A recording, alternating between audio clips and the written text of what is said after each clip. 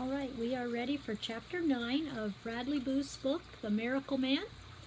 Chapter 9 is Sabbath, and this is Easter week. This is the story of one man's quest to find Jesus. Pigeons skittered out of the pathway as Malachi paused at the entrance of the Antonia Fortress courtyard. He paused a moment to catch his breath before gathering courage to speak to the Roman guard at the gate. Had it really been worth all the effort? Malachi shook his head in bewilderment. What a sad turn of events this whole venture had turned out to be. He couldn't remember when he had been so discouraged. Just one short week ago he had been anticipating any news that might help him decide whether Jesus of Nazareth was indeed the awaited Messiah. With the passing of each day, each witness to the life and ministry of Jesus had sent Malachi's spirits soaring. Each new tale of wonder about the teacher and healer from Galilee had electrified him with the possibility that he might truly be the long-awaited one, the promised deliverer. And then Malachi had heard of Jesus' crucifixion. He and the tax collector had raced back to the Jerusalem, to the place of public Roman executions. Golgotha, they called it. They had barely reached it before the Romans removed the bodies. The sight had been a grueling one. Not only was Jesus of Nazareth on a cross, but also the thief Malachi had met a few days before in the valley of Hinnom. The prisoners had been stripped naked and hung on makeshift crosses. But Jesus was already dead, a fact that left Malachi speechless. Prisoners did not die quickly from crucifixion. The whole point of such a form of execution was to prolong the torture as long as possible, and thus terrorize those who saw it. Some victims died from exposure to the heat or cold, but most from asphyxiation. The position they had been placed on the cross made it almost impossible to breathe without forcing themselves into a physically exhausting position. Eventually, the muscles of their diaphragm no longer had the strength to enable them to breathe. And the two thieves on either side of Jesus were dead too, bludgeoned to death by the Roman soldiers. Broken legs always hastened the death of crucified criminals, since they could no longer heave themselves up into a breathing position. The religious leaders, not wanting them still hanging on the cross when Sabbath began, had instructed the executioners to speed up the process of death. The stench of death hung about the place, and flies droned everywhere. Malachi cringed at the cruel method of execution that Roman oppression used to terrorize Israel. He had seen crucifixions before, but he always avoided them. But this time it had been different. Jesus was supposed to be the Messiah. Respectfully, reverently, Malachi turned his face away from the sight. What a tragic day for the nation of Israel. Who was responsible for all of this? He later remembered asking himself as some of Jesus' followers removed his body from the cross. Who would have to answer for such a heinous crime against a man said to be the greatest miracle worker ever seen in Israel? An angry mob? The Roman occupation government? The religious authorities? With every passing moment, Malachi found himself growing more and more livid with rage. His plans for a future with Jesus as the Messiah had shattered into a million fragments. Now all Malachi could hope for was to pick up the salvaged pieces of the week and go on with his life. Go back to Caesarea and his business and try to reestablish some meaning in life. Try to find hope in a future that looked bleak indeed. There was nothing else to do, unless, of course, one considered the rumors that this Jesus would return somehow. Where the rumors had started was anyone's guess. It was said that Jesus himself had warned his followers of his imminent death, but stressed that his execution would not be the end of everything. The tax commissioner from Jericho had said something about it. But where had he gotten his information? Maybe it was from those stories Jesus told, those parables. Jesus' closest disciples had vanished, gone into hiding, but it seemed that the religious leaders had asked the Romans to guard the tomb that another follower had given for his body to be buried in. Did that mean they were taking such rumors seriously? But could anyone really put much stock in a rumor? It was easy enough for someone to prophesy their own death, Malachi reasoned, but after they died, those kinds of predictions usually perished with the person. Whether or not the rumors could be substantiated, Malachi had to find the truth, and what better place to start than with someone who had actually seen him die? Despite the fact that it was the Sabbath, he spent much of the day searching the palace areas and the Antonia fortress to find someone who might know something. At last, spotting a solitary soldier eating his evening meal in a small alcove off the gate, Malachi cleared his throat and cautiously approached the lanky Roman sitting at a rough wooden table. "Excuse me, sir," he asked, "are you the captain of the guard?"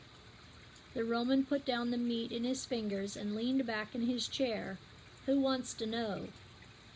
"My name is Malachi." He bowed slightly as a sign of respect. "I'm a merchant from Caesarea, and I seek some information about Jesus of Nazareth, the teacher from Galilee." The soldier wiped the back of his hand across his mouth. "The centurion you want to see is out right now. Titus is his name. He won't be back until later this evening."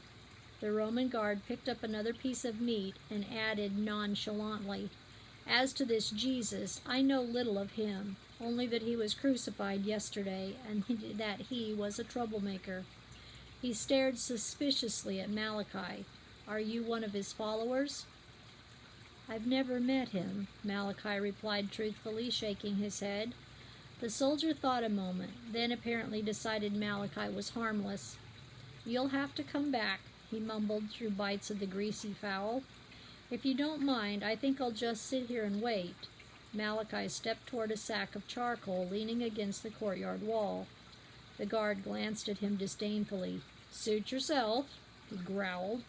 It had been a warm day. Malachi settled himself on the bag of charcoal and mopped his forehead with a handkerchief. "I've gone through great effort to be able to speak with this centurion. Did you say his name was Titus?" The guard ignored Malachi's aimless chattering in favor of his meal in front of him, but Malachi kept talking. "It seems as if I've been crisscrossing this city all day, and I just can't seem to locate him. I wanted to speak to Titus last night, but I wasn't able to find him then either. I managed to contact one of the Jewish priests, and he said I would have to speak to the governor himself if I wanted any answers." The guard stopped eating and dropped his meat onto the clay plate in front of him. As he stood, he knocked his chair over. "Listen here," he snarled through mouthfuls of food. "You're not going to get an audience with the governor. Who do you think you are, anyway?" He wiped his mouth again with the back of his hand.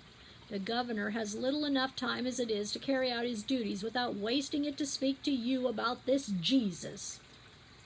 Malachi stared at the Roman. What had he said wrong? Everywhere he went, he found that the name of Jesus stirred people up. Some reacted favorably, and others grew hostile. "What is all the commotion about?" a voice demanded from just beyond the gateway. Prickles ran up and down Malachi's neck. Suddenly he realized that he just might be creating more trouble for himself than he really wanted. He could be facing danger, perhaps prison, or who knew what else. If the Romans got the notion in their heads that he was a follower of Jesus, then maybe they might deal with him as they had Jesus. A cold sweat began to creep over Malachi. He resisted the urge to glance furtively about him. Maybe it still wasn't too late to make his escape. "Are you deaf, soldier? I said, what's all the commotion about?" I'm sorry, sir," the soldier replied to somebody inside the fortress. "Nothing to be concerned about here, sir." The guard set his chair back on its legs and added, "It's just a man inquiring about Titus's assignment yesterday at the crucifixion of the 3 prisoners. He wants to speak to Titus about the prisoner from Galilee." During the long pause, Malachi wondered if the other Roman would have him arrested. Surely, whoever the person was, he would not care about Malachi's search for information on a dead man. "Send him in," the voice finally said. The guard and Malachi stared at each other in surprise for several long moments, but neither moved.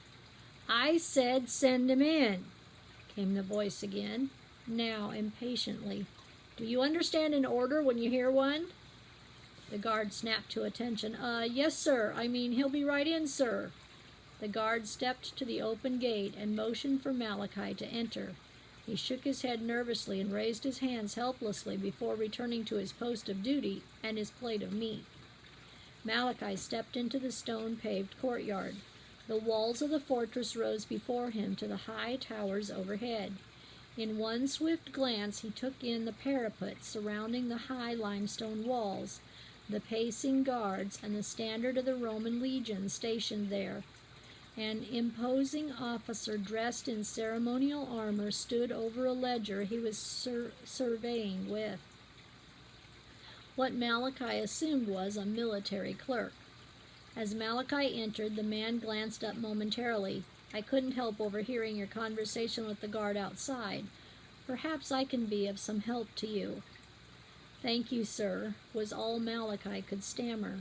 He had no idea what to expect. What the officer wanted with him was a mystery.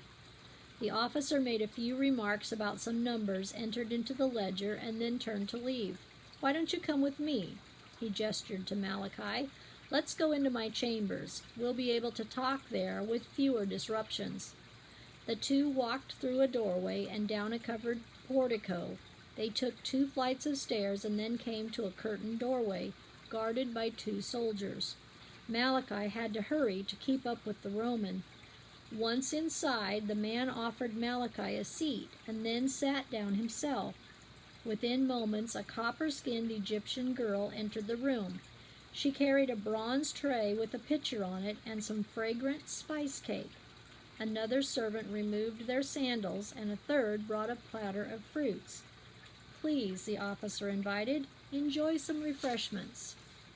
Malachi glanced around the room warily as he sipped his drink and nibbled on a slice of spice cake. What on earth could the Roman officer want with him here? He had hoped for a visit with Titus, the centurion, but evidently it was not to be. Although it appeared that he hadn't done anything too offensive so far, Malachi began to feel that it just might be best for him to apologize for the inconvenience he had caused the officer, and then politely leave. The Roman took a fig cake from the fruit platter. "You want to know about Jesus of Nazareth?" It was more of an announcement than a question. He bit the fig, chewing the fruit meticulously as he looked intently at Malachi. "Yes, thank you, officer. I was hoping to find Titus the centurion to ask him about the execution and Jesus of Nazareth." The officer looked at Malachi solemnly. "Ah, yes, Jesus of Nazareth," he sighed as his chin dropped to his chest. "My wife was right about him. I knew she was right. If only I had listened." Puzzled, Malachi searched the man's face, trying to understand what the Roman was talking about. "She's a remarkable woman," he blurted. Then, remembering Malachi's presence, he waved his hand to the side as if he couldn't possibly expect Malachi to understand what he was talking about. He shook his head dejectedly and turned to stare out the window. Malachi could hear a detachment of soldiers gathering in the courtyard below. "Sometimes I wish I had never aspired to the political arena," the officer sighed. "It can be such a risky profession. There's just too many factions and interests to appease and please, and balance against each other, each trying to get an advantage or destroy the other. Too many." His voice trailed off, and he glanced at Malachi, who was feeling more and more confused. "I'm sure you must be right," Malachi muttered. fervently wishing he could escape. "It's uncanny, isn't it?" The officer had a droll look on his face, as if he were trying to find some humor in a hopeless situation. "When one must make really important decisions for the gods and the empire, that is the day that everything falls apart. And those are the times when black and white begin to blur." He sighed again and muttered an oath. For the first time, Malachi noticed how tired the Roman officer looked. Somehow he seemed older than he really must be. Malachi couldn't quite put his finger on what made him look so permanently aged. The officer clapped his hands to summon the servants again. "This Jesus of Nazareth," he continued as he took a cup of wine from a small tray held out by the servant girl. "He comes out of nowhere, like some mythological character. He emerges for a few short years and thinks he will change the world forever." The officer gulped the wine down quickly and then wiped his mouth on a towel lying across the arm of his chair. "In these parts, one can never really take a religious teacher seriously," he added. "Not unless he's a zealot, or a religious bigot, or something." The officer helped himself to a few more figs. "So this Jesus of Nazareth," Malachi asked cautiously, "where does he fit in?" Malachi wasn't quite sure what kind of an answer he could expect from a Roman. "I keep asking myself that question, but I'm sure I don't know. One day he's preaching kindness and love and good works for others, and the next his followers are trying to crown him king." The officer gestured as though it were the most absurd thing he had ever heard. He laughed uneasily. "I'm sure you must understand that I can't permit this sort of thing to go on in the province of Judea. I mean, what would Caesar say? Jerusalem, hotbed of insurrection and political anarchy, bows to the will of a new self-proclaimed king. That's ludicrous." The Roman spat the words out, but they seemed forced. Something else was frightening him even more. "It's crazy." He rolled his eyes in frustration. "Most prisoners that have to face me get down on their knees and grovel, begging for mercy. But not him. Do you know what this Jesus of Nazareth said to me, here in my court, under my jurisdiction, while he stood bound and guarded? I had just reminded him that I have the authority to crucify him, and he had the gall to say, 'You would have no power over me if it had not been given to you from above.' Can you imagine that?" The officer's anger and frustration intensified. I mean, was he talking about Rome, or was this power going to come from the gods, or what?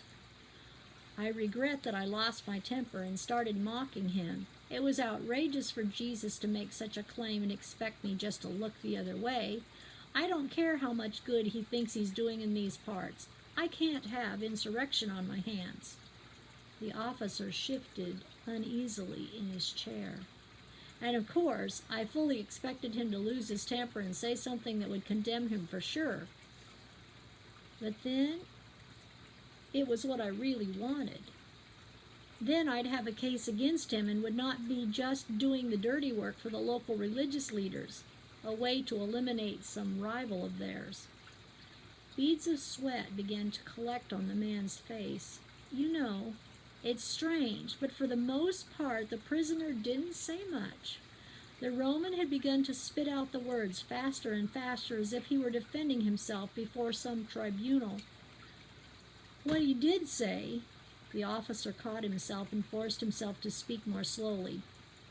"What he did say was very solemnly and with great authority. He said, 'My kingdom is not of this world. If I had planned it otherwise, then my servants would fight.'" Now, what did he mean by that? Malachi bit his lip, hoping that the Roman would not expect him to actually answer his question. But the officer was still remembering the incident and oblivious to everything else. And then he started talking about truth. Truth? That was the last thing I wanted to hear. The officer shook his head vigorously for emphasis. In the deepest recesses of my mind, I think I already knew what real truth was. I could see it in his eyes. The Roman officer threw his hands up in a gesture of fertility. By now, Malachi was beginning to panic. What if the Roman took his frustration out on him? But then he forced himself to remain calm. No, the truth about Jesus was exactly what Malachi wanted to find out, even if it obviously terrified the officer. That was precisely what Malachi saw in his eyes. Fear. Fear, perhaps, that Jesus of Nazareth really was a threat to the officer, to the civil peace of Jerusalem, or perhaps even to Rome. What the officer was thinking, Malachi couldn't be sure, but he was positive that he had seen that look somewhere else recently. Had it flickered across the face of Caiaphas the high priest that day in the temple? A look of chagrin shadowed the Roman's face. You know, it's strange, he sighed. But Jesus didn't seem at all like those other revolutionaries and bandits plaguing the empire around here. I noticed that immediately when we put him on trial. We followed the usual procedure for hardened criminals, but he didn't react like them.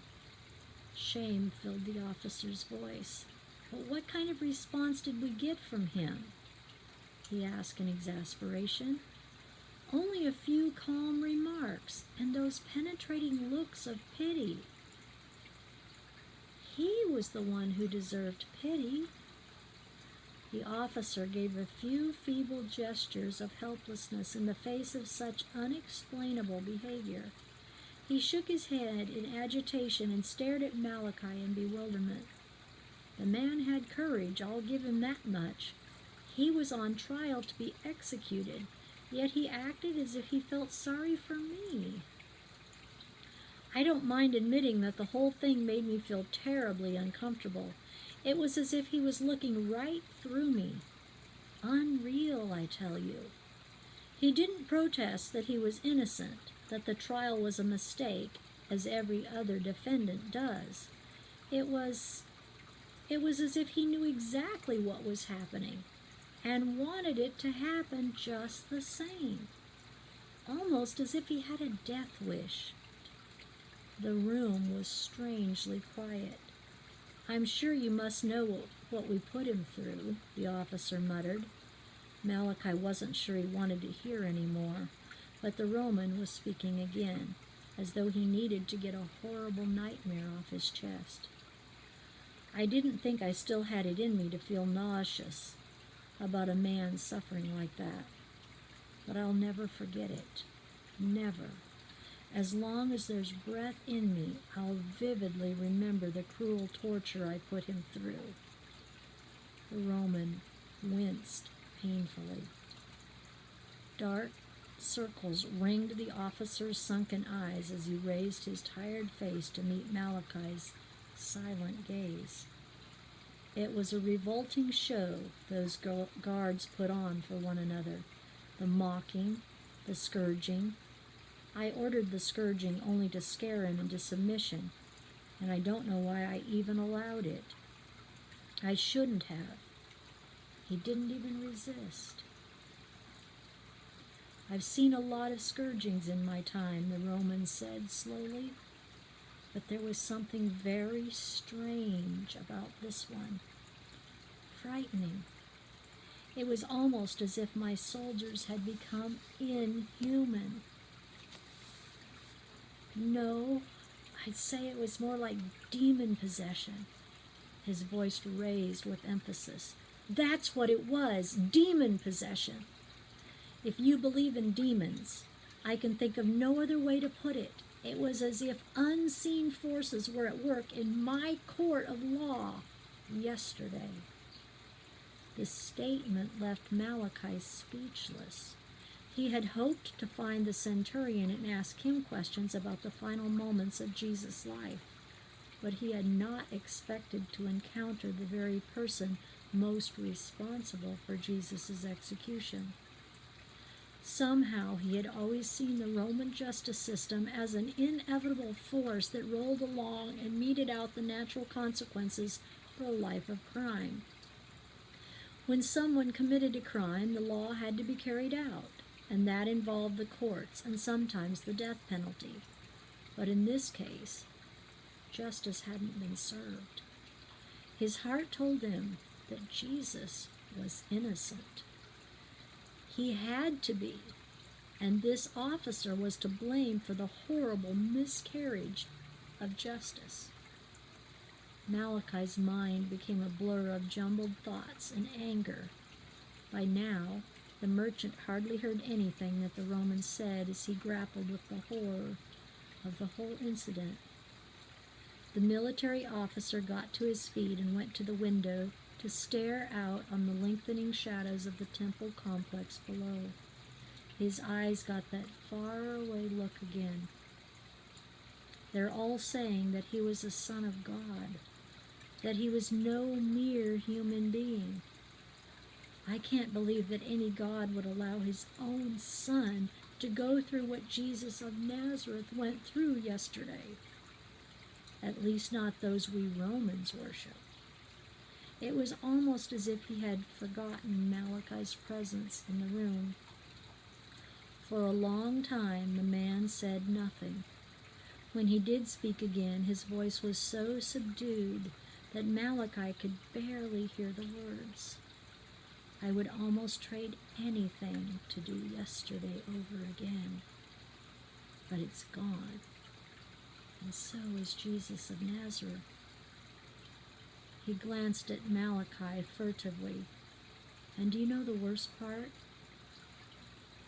The worst part of it all is that I'm afraid it's not over. Somehow in my heart I believe what Jesus said about his kingdom not being of this world. He may be out there in a tomb, but somehow I sense that I have not seen the last of him. The officer returned to his chair and slumped down into it. If it had been another place, another time, Malachi might have felt sorry for the Roman officer. But at the moment, the merchant fought to hide his fury toward the Roman authority who had ordered the execution of Jesus of Nazareth. Although he wanted to strike out at the Roman prefect, he instead felt himself calming down as though some unforeseen force had arrived to give him strength. It was as if Malachi had come to grips with reality and had resigned himself to the outcome. Nothing could be done about Jesus' death now. A feeling of peace settled on him like a warm cloak on a chilly evening. Was it all coming together now? Everything Malachi had gleaned from the witnesses during the past week had yielded the obvious, that Jesus of Nazareth was indeed the long-awaited Messiah. Malachi was sure that somehow Jesus' life and death were a part of God's great plan of salvation. And he was also sure that even now Jesus had just begun to work for his people. While Malachi couldn't quite fathom how this would all come about, something within him told him it was true. As Malachi quietly slipped through the door, the Roman officer seemed to shrink within himself. I tremble for tomorrow, the man said bitterly to himself. I know already what it holds. Fear, I'm sure, will be my constant companion, and waiting somewhere in the future is my inevitable day of reckoning. It doesn't matter that I am the great Pontius Pilate, prefect of all Judea. I have been weighed in the balances, and I am found wanting.